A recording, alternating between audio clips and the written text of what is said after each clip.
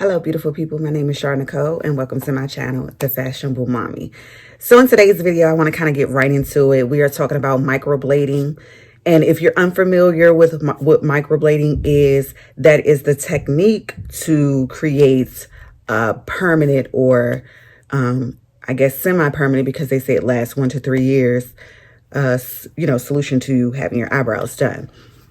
So we're kind of like in a different setup. I'm in my bedroom, kind of chilling. Just wanted to do kind of like a quick chill video, giving you a close-up of my eyebrows and what was done. So now that we know what microblading is, it definitely is a technique that I feel a lot of people are buying into who really like to do their makeup and don't want to spend time on their eyebrows.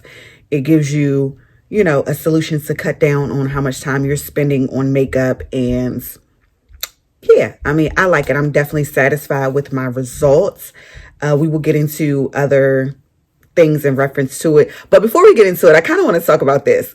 So we're doing a close-up. I'm cheesing. I have braces. If you've seen any of my other videos, I did not have braces on my teeth. So a lot of things have been going on. I've missed 2 weeks of posting. I'm in the process of getting my house together to sell. Got braces. Anybody knows me from middle school or high school, they would know that I had braces before. And I opted for regular braces instead of Invisalign because this is totally off topic, but because I know a couple of people who got Invisalign and just wasn't satisfied with the complete results, and they find themselves a lot sooner having to go back and revisit getting their teeth work done again. So anyway, let's get back into the video in reference to microblading. So before we get fully into it, let's just talk about a few things that people are curious about right off the bat. Pricing. I got microblading, which is they take a thin needle and make strokes. And then I got a combination, which they take something that looks more like a tattoo, needle thing, and do the shading. So I got combination brows, and they were $650. $650 is quite a lot of money. A lot of people would not be willing to pay for that, and I understand. This was literally a treat for me. My birthday is next week. I wanted to treat myself to this. I feel like I can't wait to really see how it looks once I'm fully pulled together. I get my hair done tomorrow, so I like them. We will get further into, some of the things, but this costs $650 for the combination. I believe the microblading, like if you get your eyebrows completely microbladed, it was a little less, but I will put all the information for the lady that I visited. So if you're in the DMV area, she is a great young girl, to look at, to get your eyebrows done. I feel like her attention to detail was really good. So let's get into it. $650 was the pricing. The difference between microblading, like I said, is the individual strokes that make it look more like hairs. Why did I opt for combination? So I love the look of the microblading completely over the eyebrows. I felt like it gave more of a look like if you had gotten your eyebrows waxed or threaded, like a clean look. I kind of like the shading look where it looks like you kind of have a little bit of, makeup, a little more dramatic, option. So that's why I went with it. Although right now these are in the healing process, let me be very clear with you guys. This is not the end result. If you follow me on Instagram, I will post later once I have the healing. So if you're not following me and you're new here, welcome. If you are already following me on YouTube, I say go over to Instagram, which my information is below, and follow me there so you can end up seeing the heal results. So as it's healing, it is peeling right now. And that's a part of the process. You do not want to touch that because that would disrupt how the color transfer goes on your eyebrows. So don't touch. Matter of fact, just leave your eyebrows alone. During this process, that's basically what they tell you. Leave your eyebrows alone. Minimize, any water. Don't get water, sweat. Try to minimize any of those things during the healing process because it can disrupt. So right now it's healing. It's a little darker. And that's okay. I will say while it's healing, it is kind of itchy. So what I make sure I do is I make sure my hands are clean. And if I need to, I dab. Just do a quick little dab. I don't rub. I just kind of dab at it to kind of just take the edge off it, feeling like it's itching or whatever. And sometimes it's itching and I kind of scratch around it and it relieves it. I don't know why. Maybe it's just in my head, but that's something I do. Now let's get into the process of it. So I just pop up a picture of when my eyes, she had placed on my eyes a numbing agent. Well, let me back up. So the process took about 4 hours. Three of those hours was concentrating on mapping out the eyebrows, which I really appreciate. During the mapping stage, they're just basically taking a liner, drawing in your eyebrows. They're doing, different points using I guess a ruler type thing to map out, where your eyebrow points are to make sure that they are symmetrical and they're in the right position, right? And then she used a concealer to kind of clean up to make sure that she got the perfect shape. So I do appreciate that process. We did kind of go back and forth. I will say initially I was like, oh my goodness, these are too thick. This is during the mapping process. And as she explained to me, it's okay if we go thinner first. And if we need to build upon that, we can do that, because once you, if you start thinner, you can always build up. But once you go thick, you can't go back, right?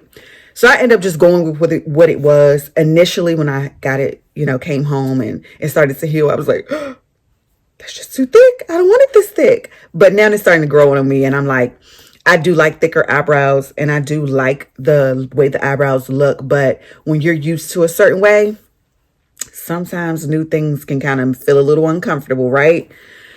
So right now I'm not complaining. I have no complaints. Would I do it again? I would do it again. I would probably go a little thinner if I was to do it again, just to see how it would look and then build upon it. But I'm not dissatisfied with the way they look now. What else? Let's talk about pain.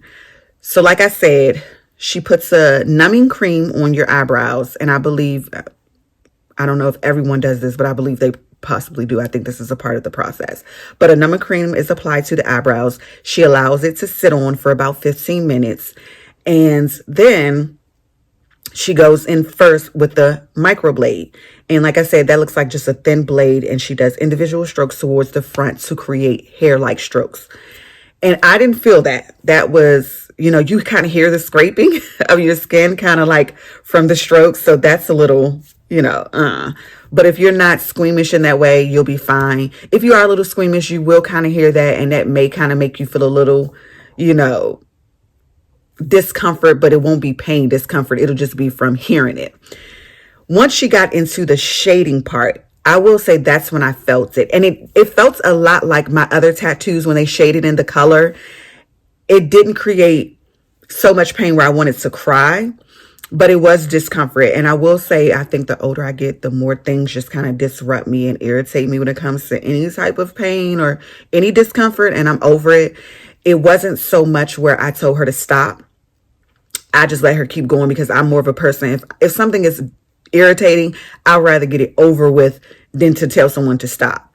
So that was that process. She just continued. She did stop on her own, because she does kind of like to give people a break just in case they have discomfort. And she did ask me during the process, are you comfortable? Are you okay? Do I need to stop? So that was good that you have that option, that someone is considering the fact that this may be a little discomfort.